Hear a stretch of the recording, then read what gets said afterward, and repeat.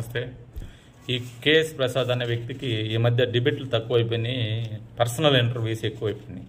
ఎందుకంటే ఆయన ఇంటర్వ్యూస్ చేయించుకుంటూ ఉంటాడు. ఒకడిని బొగుడగాని కూర్చోబెట్టుకొని వాడికి ఒక లెటర్ రాసిచ్చేసి నేను ఏదైతే రాసిస్తానో అదే క్వశ్చన్ నువ్వు నన్ను అడుగు, నేను వాడికి సమాధానం చెప్తాననే విధంగా చెప్తూ ఉంటాడు. ఇటీవల 2 రోజుల క్రితం పవన్ కళ్యాణ్ గారు పిఠాపురం వెళ్ళొచ్చిన తర్వాత ఒక ఇంటర్వ్యూ చేశాడు.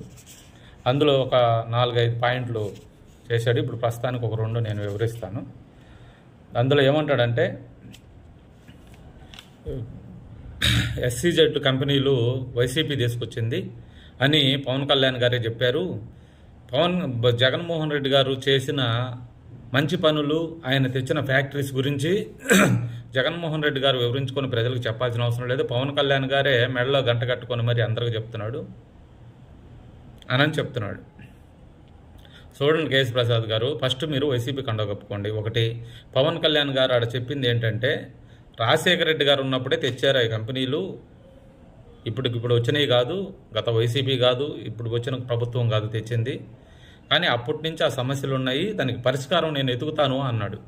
పవన్ కళ్యాణ్ గారు తప్పు చేస్తే తప్పు ఒప్పుకుంటాడు, ఒప్పు చేస్తే ఒప్పుకుంటాడు. కానీ మీ జగన్మోహన్ రెడ్డి గారు తప్పు చేశాను ఒప్పుకోలే ధైర్యం లేదు, నిజంగానే నేను చేశానని ధైర్యం కూడా లేదు. ఎందుకంటే ఆ చేసిన మంచి పనిలో ఆయన అవినీతి ఉంటుంది కాబట్టి ఆయన దాన్ని కూడా నిజాయితీగా చెప్పుకునే ధైర్యం ఆయనకు లేదు.